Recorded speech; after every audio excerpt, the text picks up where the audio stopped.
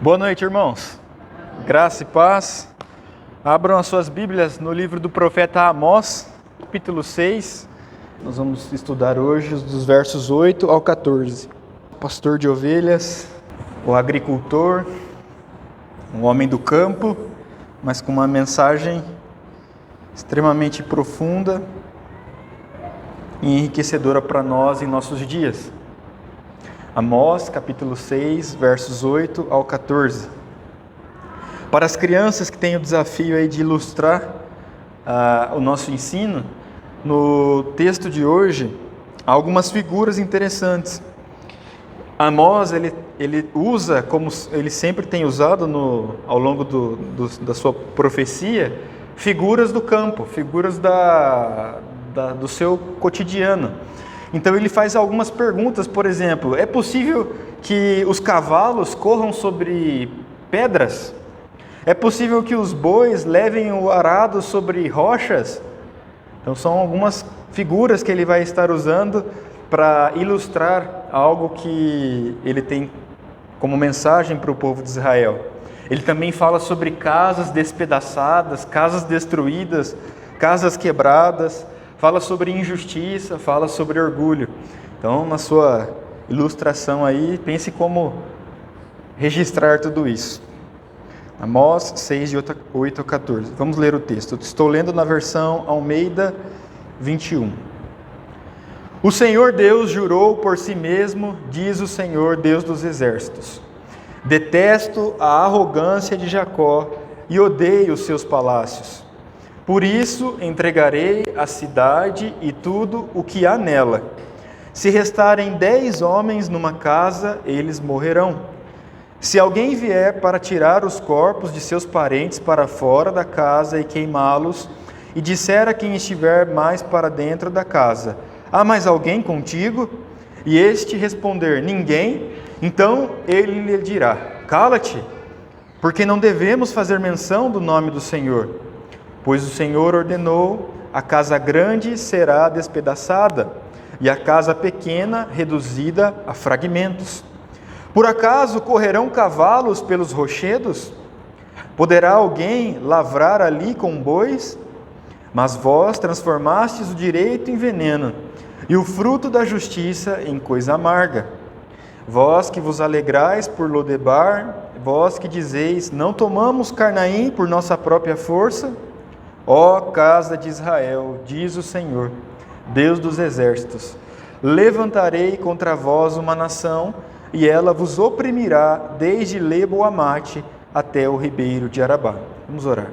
Senhor, nós clamamos nesse momento que possamos compreender com clareza a exposição da sua palavra. Ajuda-me, ó Pai, a explicar, a aqui falar sobre aquilo que aprendi do Senhor por meio do estudo desse trecho do livro do profeta Amós, e também que o Teu Santo Espírito, assim como me ajudou, contribua também com os meus irmãos, para que eles possam, Pai, compreender, mesmo com as minhas falhas e faltas, a Sua mensagem de forma fiel e verdadeira. No nome de Cristo que eu oro. Amém. Meu irmão, como anda a sua autoestima? O hino que nós acabamos de cantar diz um pouco sobre como nós, cristãos, devemos pensar sobre a autoestima. O que o hino diz? Que eu era perdido. Olha que legal. Eu era um pecador. Eu estava longe de Jesus. Eu me achava sem vigor. Como está a sua autoestima? Eu estava a perecer sem luz. A Bíblia nos fala que esse é o nosso estado sem Cristo. Mortos, distantes de Deus, escravizados ao pecado, objetos da ira santa e justa de Deus.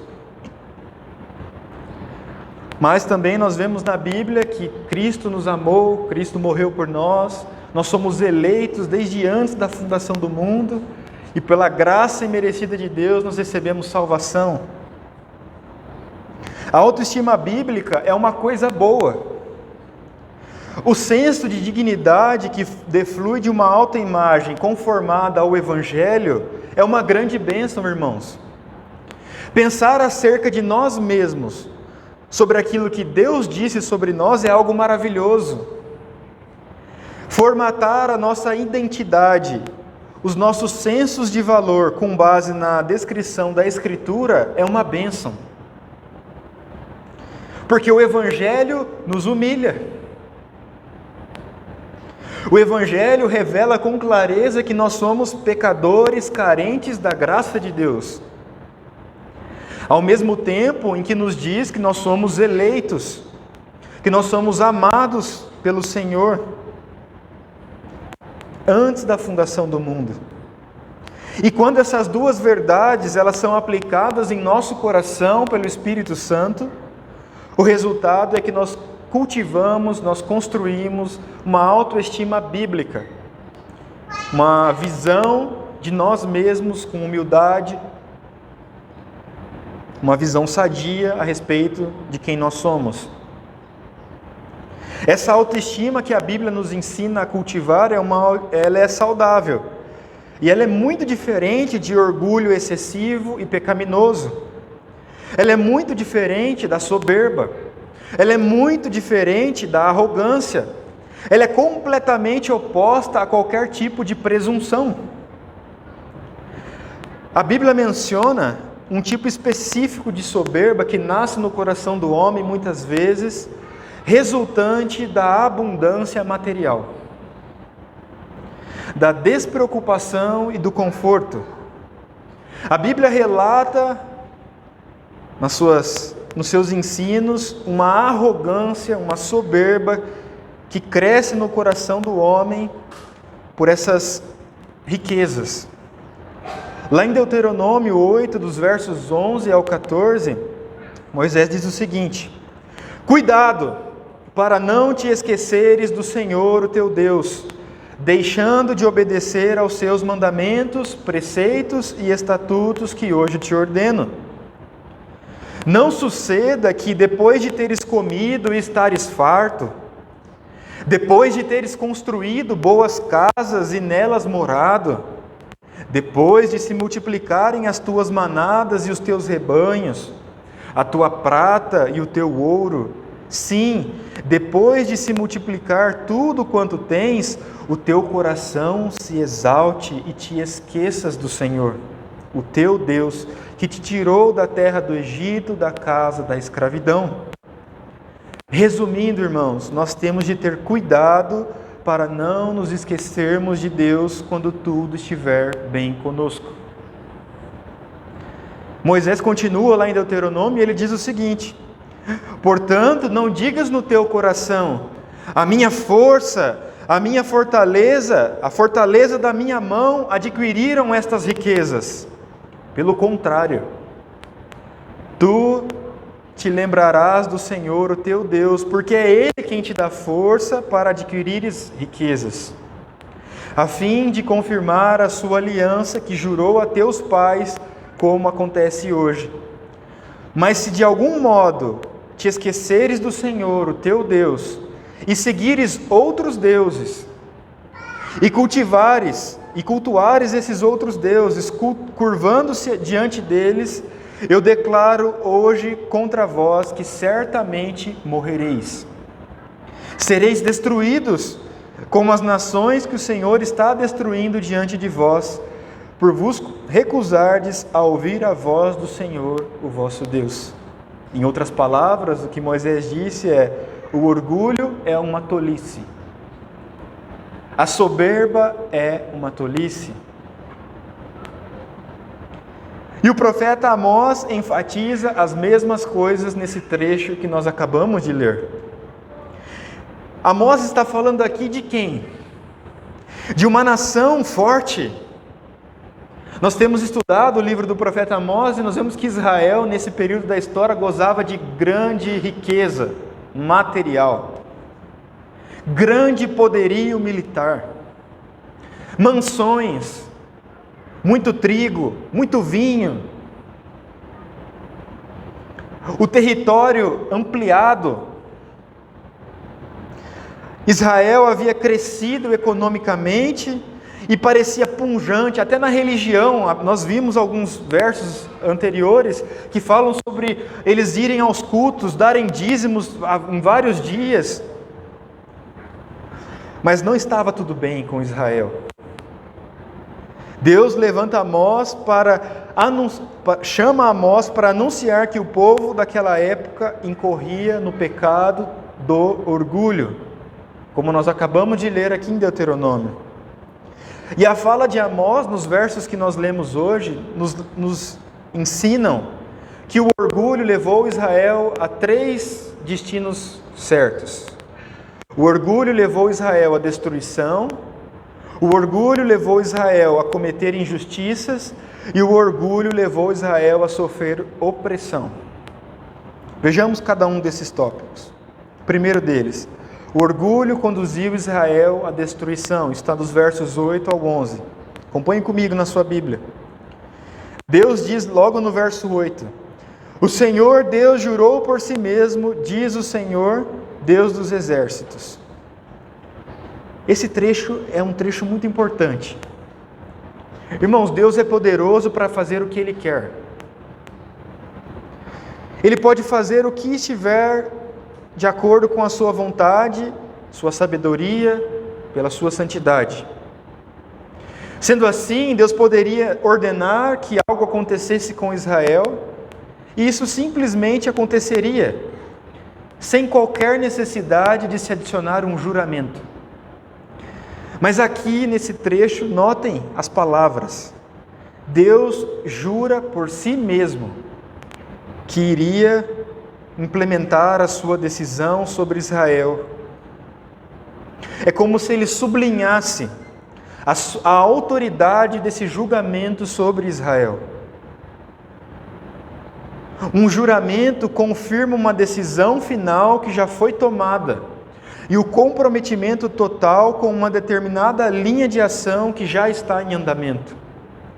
Deus se compromete da maneira mais solene possível aqui. Ele deve passar a agir de acordo com o conteúdo desse decreto. Esse juramento revela a tragédia que é sermos alvos da ira santa e justa de Deus. E ele continua no verso 8 falando qual era a razão da ira de Deus. Deus diz assim: eu detesto a arrogância de Jacó, eu odeio os seus palácios. Os termos detesto e odeio aqui nos informam o sentimento de Deus para com Israel. Ódio. Deus não se agradava do orgulho daquele povo. Por conta do orgulho de Israel, nós vemos que a cidade inteira, e aqui é uma referência a Samaria, que era a capital do Reino do Norte. A cidade inteira seria tomada, nós vemos no final do verso 8. Por isso entregarei a cidade e tudo o que nela há. E ele continua, o profeta, nos versos 9 e 10, revelando a proporção da destruição e da mortandade que haveria em Israel em virtude do seu orgulho. Se restarem 10 homens numa casa, o que aconteceria? Eles morreriam. Se alguém vier para tirar os corpos de seus parentes para fora da casa e queimá-los, e disser a quem estiver mais para dentro da casa: há mais alguém contigo? E ele te responder: ninguém. Então ele lhe dirá: cala-te, pois não devemos fazer menção do nome do Senhor. O significado desse versículo 10 em especial, ele é disputado. Mas é possível identificar, até metade do versículo 10, que ele está falando aí sobre algo relacionado à cremação de mortos. Como se um parente chegado da família, um tio, fosse a uma casa, ali houvesse uma destruição, houvesse corpos, e ele então pegasse esses corpos, retirasse dali e fosse queimá-los. Há certa dúvida na interpretação desse verso, porque não era costume do povo judeu de queimar mortos. Eles não cremavam, eles enterravam os seus mortos. Alguns estudiosos, alguns teólogos acreditam que a interpretação assertiva acerca desse texto é que a intenção de remover os corpos de dentro das casas e levá-los para fora e queimá-los era de prestar homenagem, era de prestar um culto, né? uma espécie de honra aos mortos. Outros entendem que os judeus faziam isso, e eu acredito que essa é a versão mais assertiva, porque haviam tantos mortos que não era possível enterrar os mortos, porque a destruição era grande.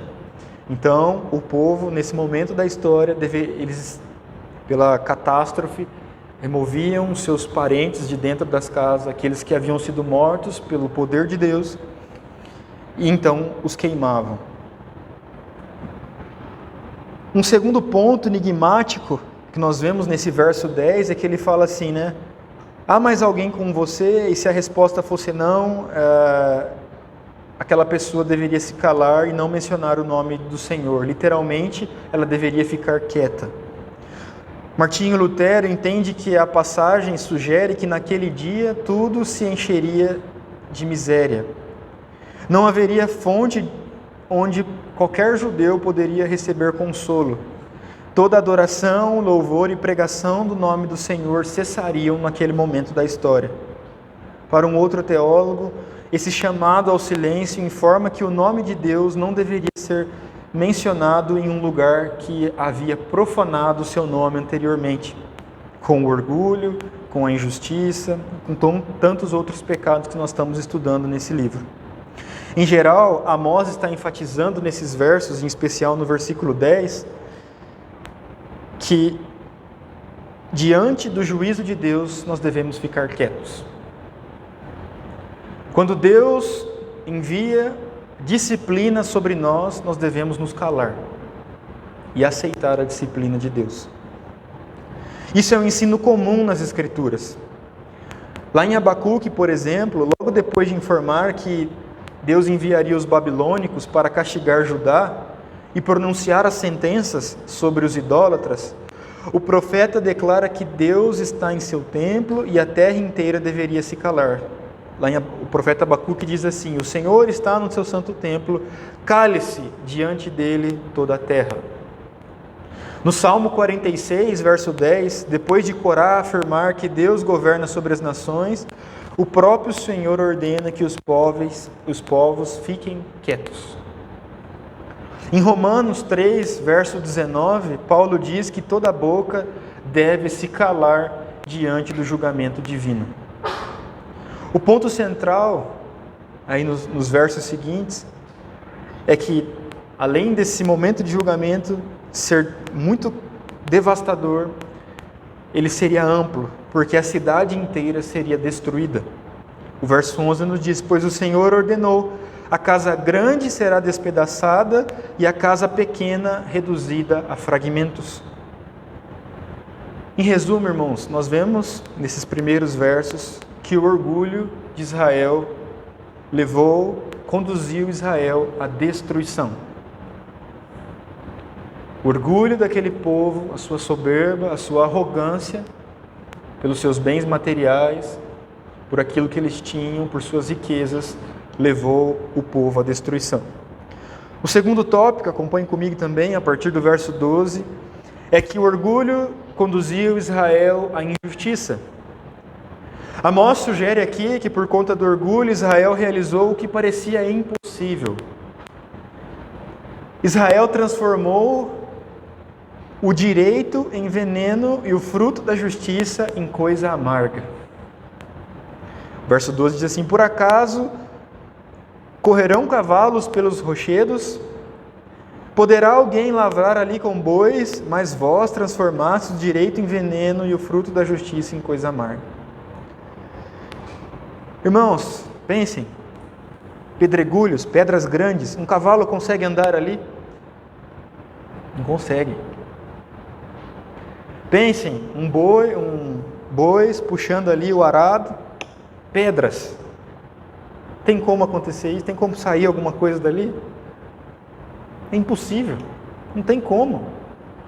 Aí Amós fala assim para eles: sabe, isso é impossível, mas vocês conseguiram transformar a justiça, que é algo doce, que é algo agradável a Deus, em algo amargo. Povo de Israel, como que vocês conseguiram isso?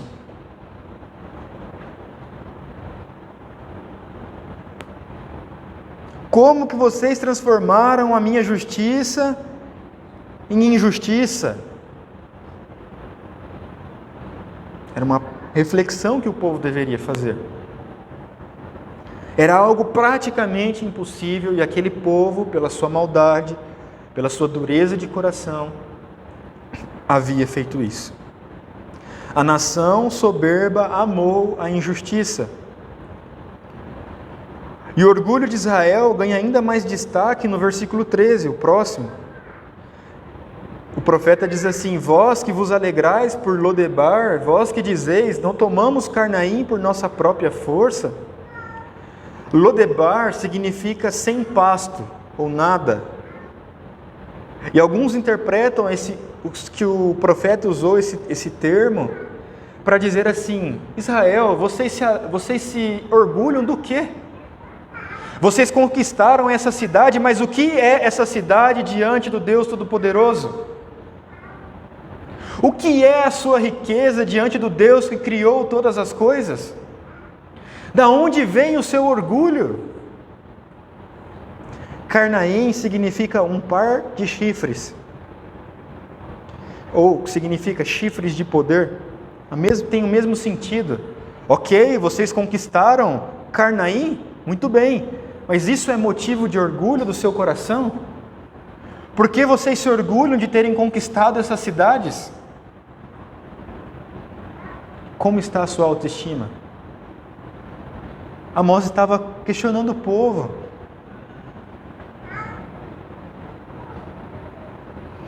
O povo pensava: como nós somos poderosos. Mas eles estavam contrariando tudo que Deus havia ensinado por meio de Moisés ao povo, nós lemos no início. Aquela nação arrogante, segura de que conquistaria tudo e todos, graças à sua própria força, torceu o juízo e a justiça. E por isso o orgulho conduziu Israel à injustiça. Eles conseguiram fazer algo que era praticamente impossível: torcer a justiça de Deus em injustiça. E por fim, irmãos, o último verso: o orgulho de Israel conduziu Israel à opressão. O verso 14 diz o seguinte: ó casa de Israel, diz o Senhor, Deus dos exércitos, levantarei contra vós uma nação, e ela vos oprimirá desde Leboamate até o ribeiro de Arabá.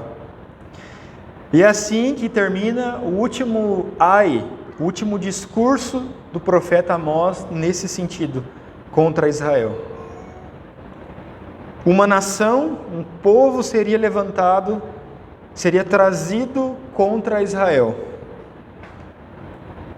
E Amós aqui está reafirmando, irmãos, uma doutrina preciosa: Deus governa as nações. Deus governa sobre os governantes das nações. Em Provérbios, o sábio diz o seguinte: o coração do rei é como a corrente de águas nas mãos do Senhor. Ele dirige para onde Ele quer. Deus chama, Deus ordena, Deus levanta, Deus traz, Deus faz vir uma nação contra outra, Deus governa sobre as nações. Nada ocorre na história fora do decreto soberano de Deus. Isaías nos lembra: lembrai-vos das coisas passadas desde a antiguidade, que eu sou Deus e não há outro. Eu sou Deus e não há outro semelhante a mim. Sou eu que anuncio o fim desde o princípio e desde a antiguidade, as coisas que ainda não sucederam. Sou eu que digo: o meu conselho subsistirá e realizarei toda a minha vontade. A nação que o profeta Amós menciona aqui é a Assíria. A missão da Assíria seria oprimir Israel por todos os lados, e por isso ele cita essas duas cidades. Não haveria escapatória. Israel seria completamente destruída. O reino do norte seria esmagado pelo seu orgulho. Trocando em miúdos, o orgulho conduziu Israel à opressão. E eu concluo, irmãos, com algumas aplicações a respeito desse trecho do profeta Amós. Reafirmando aqui o que nós acabamos de ver, o orgulho conduziu Israel e nos conduz à destruição, a praticar a injustiça e a opressão. Amós 6, de 8 a 14, nos ajuda a entender que a autoestima bíblica é uma coisa boa. Mas a autoimagem afetada pelo orgulho é uma lástima. Pois ela enseja um coração que nunca descansa. Um coração que está sempre preocupado com a sua imagem, com a sua reputação. Irmãos, como está a sua autoestima? Você vive pensando assim: o que estão pensando de mim? O que estão falando de mim? O orgulhoso pode ser tomado por ansiedade que não passa, ou por um estado de alerta contínuo, pois o ego inflado é propenso a se ver ou a se sentir ameaçado, desconsiderado ou insultado pelos outros. O orgulho é perigoso. Uma pessoa orgulhosa, por exemplo, se alguém o cumprimenta, ela questiona: por que ele me cumprimentou com esse tom de voz? Ou se ela não é cumprimentada, ela fala: essa pessoa está me evitando. Ou se alguém cumprimenta de modo enérgico, o modo efusivo, a pessoa soberba fala assim: essa pessoa está sendo simpática demais, tem algo errado aí. Além disso, irmãos, o orgulho configura um caráter que não amadurece. Uma vez que a pessoa que é soberba, como o povo de Israel estava sendo nesse momento da história, entende que ela já é completa. Ela já é suficiente em si mesma. Ela já conhece tudo. Ela já sabe tudo. Ela não se abre para acolher críticas e conselhos. Esse é o soberbo. O homem e a mulher, o cristão soberbo, não gosta de receber exortações, não gosta que lhe orientem. Isso é perigoso, isso é problemático. Porque Deus fala conosco através dos nossos irmãos. O que o Paulo nos ensinou semana passada, o que o pastor Norival comentou hoje pela manhã: unidade na igreja, na diversidade. Não somos iguais, temos diferenças, pensamos de modo distinto, contudo deve haver união. Mas o orgulhoso não aceita isso é terrível. Por exemplo, Davi amadureceu ao admitir o seu pecado, depois do quê? De ser confrontado por Natã. Mas o homem e a mulher arrogante não aceitam correção, porque ele não ouve, muitas vezes não muda. Porque ele não muda, não amadurece, e vai morrer como um crianção, alardeando que tudo tem que se ajustar ao jeito que eu penso, aos meus costumes, à minha forma de pensar. Isso é perigoso. Uma pessoa orgulhosa nunca experimentará a transformação pela renovação da mente que Paulo menciona em Romanos 12:2. Simplesmente porque um orgulhoso tem uma mente dura, tem um coração duro que não muda. O orgulhoso diz assim, vocês já ouviram: eu nasci assim, eu vou crescer assim, eu vou ser sempre assim, eu vou morrer assim. Um cristão não pode agir desse modo. Israel agiu desse modo, de forma arrogante, de forma soberba. Amós estava falando: povo de Israel, se arrependam. Povo de Israel, esse não é o caminho. Não é porque vocês têm muito dinheiro, não é porque vocês moram em mansões, não é porque vocês têm muito vinho, não é porque o seu celeiro está cheio de trigo, que vocês estão obedecendo a Deus. Israel, se arrependa. E o povo? Eu nasci assim, nós estamos bem, eu estou muito bem, obrigado, não preciso do seu conselho. Cala-te, Amós, cale a boca. Foi mais ou menos isso que eles falaram para Amós. Isso é perigoso. O petulante ou orgulhoso também sofre com relacionamentos que não duram. Relações duradouras implicam em reciprocidade. Relações duradouras implicam em aprender a falar e a ouvir. Implicam em ceder e negociar até chegar a um ponto de concordância. Relações duradouras implicam em saber pedir e conceder perdão. A vida em aliança requer comunicação, cultivo e manutenção de unidade. A união entre pessoas é construída a partir do momento em que nos dispomos a amar e a compreender o outro, que muitas vezes pode até ser um tanto quanto incompreensível. Mas isso é um exercício diário, de amor, de entrega, para cultivar, para construir relacionamentos. É assim que se convive com uma pessoa por longo prazo. Mas o orgulhoso não tem muita disposição para investir tempo nesse tipo de relacionamento. Quando o outro chama para dialogar sobre um problema, muitas vezes o orgulhoso finge ouvir, e enquanto o outro está falando, ele já está pensando numa resposta para apresentar o seu próprio argumento, com o motivo de vencer o debate. O orgulho nos atrapalha na caminhada de amor cristão e sufoca relacionamentos duradouros, porque ao invés de diálogo, ao invés de companheirismo, nós entramos em disputas, em discussões sem fim, quando temos um coração orgulhoso. E terminando, o orgulho nos conduz à destruição, como aconteceu com Israel. O sábio, lá em Provérbios, diz o seguinte: a arrogância ou a soberba antecede a queda. A altivez do espírito antecede a destruição. É melhor ser humilde de espírito com os humildes do que repartir o despojo com os arrogantes. Irmãos, não há meio termo.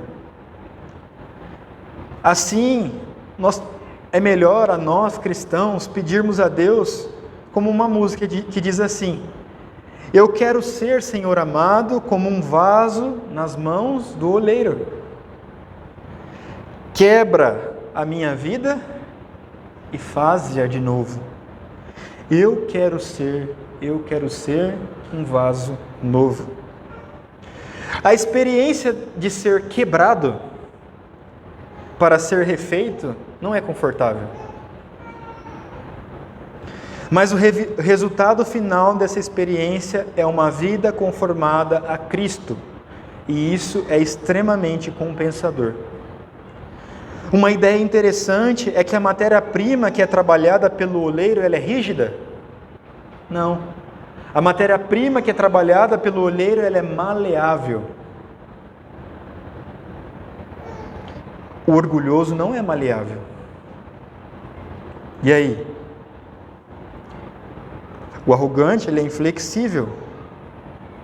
Uma pessoa que é soberba, que é orgulhosa, não pode ser moldada. Irmãos, nós precisamos desesperadamente sermos moldados por Deus, para que Ele nos torne seres humanos como Cristo. Por isso nossa oração tem de ser essa, que Deus nos torne maleáveis, que Deus nos livre do orgulho. O indivíduo arrogante, cheio de si mesmo, cheio da sua justiça própria, termina a vida como um hipócrita, que não consegue praticar a justiça que ele mesmo fala. Jesus diz no Evangelho o seguinte: bem-aventurados os arrogantes? Não. Bem-aventurados os humildes de espírito, porque deles é o reino dos céus. Bem-aventurados os que choram, porque serão consolados. Bem-aventurados os mansos, porque herdarão a terra. O apóstolo Tiago diz: antes ele dá maior graça Pelo que diz, Deus resiste aos soberbos, mas dá graça aos humildes. Por fim, nós deveríamos pedir perdão a Deus pelo nosso orgulho cristão. Muitas vezes temos orgulho de nossa denominação, de nossa teologia ou da nossa moral aparentemente ilibada. Talvez esse seja um tipo de orgulho bem sorrateiro, que aparece até disfarçado de boa religião, mas ele é perigoso. É uma bênção nós sermos cristãos, mas isso nos deve levar a sermos humildes e não orgulhosos. O cristianismo jamais devia ostentar a bandeira da exibição ou do domínio mundano. O cristianismo é a fé dos pequeninos, dos destituídos de poder e nobreza, dos tidos como tolos, loucos e desprezados pelo mundo. E isso tem de ser assim, a fim de que ninguém se glorie na presença de Deus. Irmãos, historicamente, sempre que o cristianismo reivindicou respeitabilidade, elevação e influência diante do mundo, ele perdeu biblicidade, perdeu identidade, perdeu autoridade espiritual. É óbvio, é uma bênção nós sermos batistas. É uma bênção nós termos uma teologia reformada. Mas nós não podemos incorrer no risco de brigar por esses identificadores teológicos. Quando Jesus ensina que nós devíamos ser conhecidos pela prática do amor. É uma bênção assumir uma moralidade bíblica para sermos fiéis em nosso testemunho. Nós temos de poder dizer e mostrar aos não cristãos que a fé em Jesus nos convoca para a nova vida moral. No entanto, nós precisamos de sabedoria para apresentar o Evangelho com integridade e humildade, sem passar a impressão de que somos orgulhosos ou petulantes no que diz respeito às questões morais. Nós não somos moralmente melhores do que ninguém. Nós devemos ser humildes. Prestemos atenção na declaração de Paulo.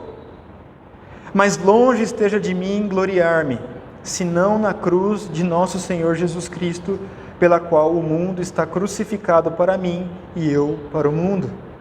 E escrevendo aos irmãos de Corinto, ele afirmou: se tenho de gloriar-me, gloriarei no que diz respeito à minha fraqueza. Paulo se gloriou em Cristo e em sua fraqueza. E nós erramos quando passamos a achar que somos melhores do que as outras pessoas por sermos cristãos, ou por sermos reformados, ou por termos certos valores bíblicos. Quando isso acontece, a nossa postura se assemelha aos dos fariseus.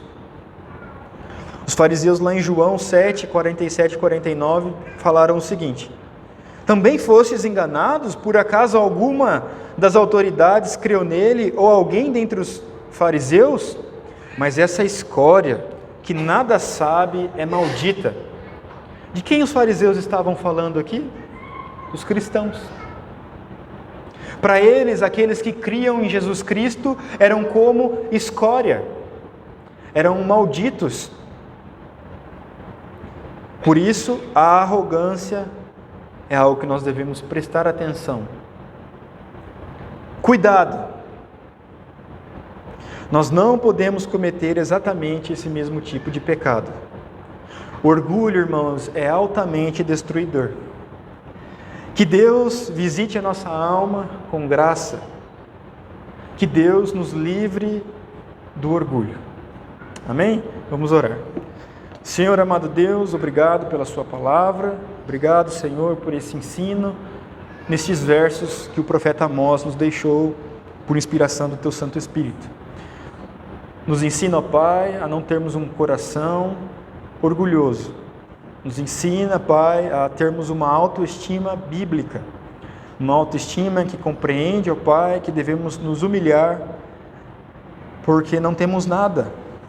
Nós somos pecadores, estávamos mortos em nossos delitos e pecados, escravos de Satanás. Nós éramos, ó Deus, objetos da sua ira, e se não fosse a tua graça soberana, o teu amor sobre nós, tua misericórdia, Desde antes da fundação do mundo, quando o Senhor nos escolheu, nós estaríamos condenados, ó Pai, à perdição eterna. Então nos ensine, ó Deus, a sermos humildes.